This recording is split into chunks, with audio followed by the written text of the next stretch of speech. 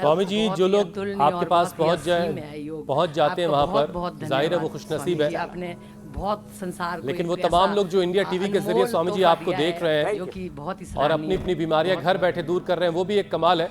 और उसमें माध्यम इंडिया टीवी है और आप वहाँ बैठ करके लोगों को गाइड करते हैं। योगाभ्यास और आयुर्वेदिक तरीकों से लोग अपने आप को ठीक कर रहे होते हैं। स्वामी जी, आज हम बात जो कर रहे हैं, एक तो हमने सांस लेने का जो सही तरीका है उस पर आज की शुरुआत वहीं से हमने की थी। अब देखिए, वेदर जब चेंज होता है, जब मौसम बदलता है, तो रेस्पिरेटरी ट्रैक्ट सिकुड़ने से सांस की परेशानी बढ़ती है कुछ लोगों में, और अगर लंग्स मजबूत होंगे तो खतरा कम होगा। लेकिन स्वामी जी, इस मौसम में तो पोलन भी बहुत होता है, और पोलन से भी एक दिक्कत कुछ लोगों को होती है। तो जिनको पोलन से परेशानी है उनके लिए क्या उपाय है?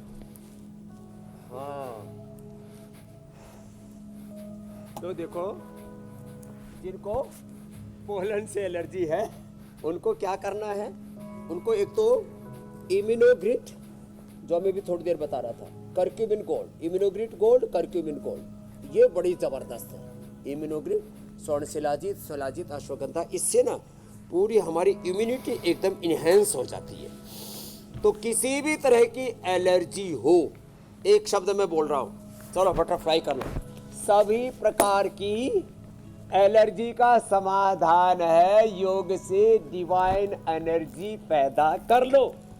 जैसे इन बच्चों ने डिवाइन आंखें पैदा कर ली हैं, दिव्य आंखें, दिव्य दृष्टि, थर्ड आई पैदा कर ली है ऐसे योग से एनर्जी पैदा करो।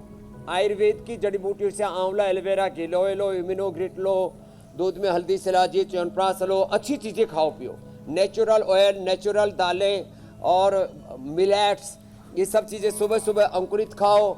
और जिनकी कफ की प्रकृति है उनको सुबह सुबह नस्य करवा दो।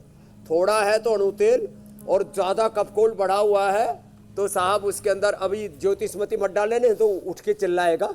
उसमें एक बार तो ऐसे चीख सी मारती है, लेकिन फिर कम से कम आधा किलो कफ बाहर निकल जाता है। फिर जो है इसमें करा देते जल नीति और सूत्र नीति, वो भी बड़ी ज़बरदस्त होती है। जल नीति सूत्र नीति करे, पोलन एलर्जी नहीं होगी। यहाँ कोई एलर्जी नहीं है, किसी चीज़ से एलर्जी नहीं। कई बार तो किसी आदमी से एलर्जी हो जाती है इसको औरत से एलर्जी है, इसको मर्द से एलर्जी है, इसको मुसलमान से एलर्जी है, इसको हिंदू से एलर्जी है, इसको ब्राह्मण से, क्षत्रिय से, वैश्य से, दलित से, शूद्र से, वनवासियों से एलर्जी है।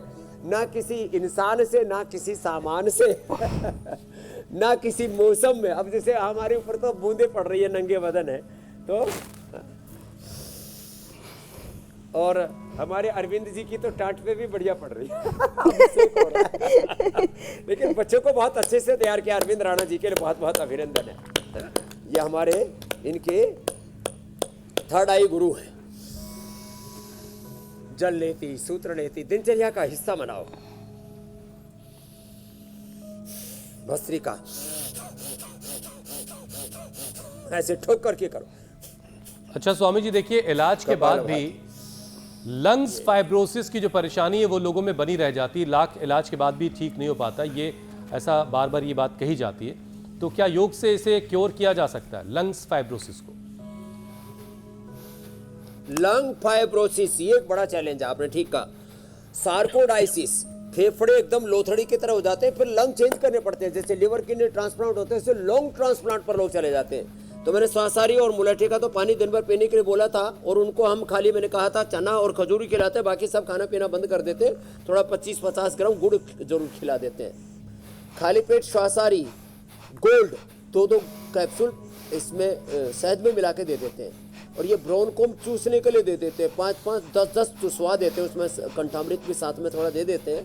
और ये जो है दिन भर कभी ज़्यादा खांसी कफ कोल्ड हो जाता है तो ये हमने उसकी बना रखी अदरक की कैंडी। अदरक हल्दी थोड़ा मुंह में डाल लो, 1-2 काली मिर्च, 1-2 लौंग, ऐसे ये मुंह में डाल लेते हैं ना,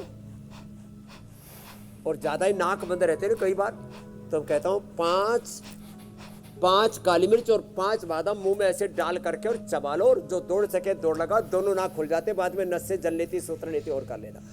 तो जिनको भी ये दिक्कत है लंग फाइब्रोसिस की, सार्कोडाइसिस की, स्वासारी 2-2 सुबह दोपहर शाम शहद के साथ ले लेना, खाली पेट ब्रोनकोम खाने के बाद ले लेना, और 1 चम्मच ये स्वासारी अवलेह, स्वासारी प्रवाही गर्म पानी में ऐसे ही घोल करके पी जाना।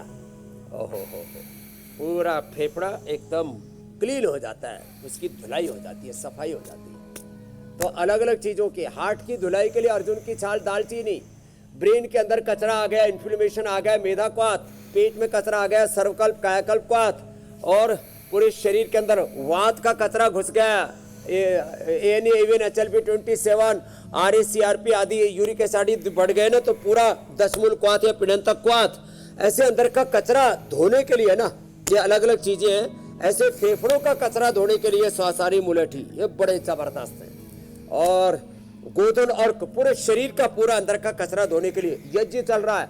ये तो इसके तो ये सूक्ष्म होकर के ये जो घृत और सामग्री जो आहुति है, ये नन मेडिसिन होकर के अंदर जाती है। यज्ञ की भस्म का पानी ये भी एसिडिक बॉडी को अल्कलाइन कर देता है। तो ऐसे शुद्धिकरण के लिए पंचकर्मा, छठकर्मा, पंचमहाभूत चिकित्सा ये अप्रतिम है।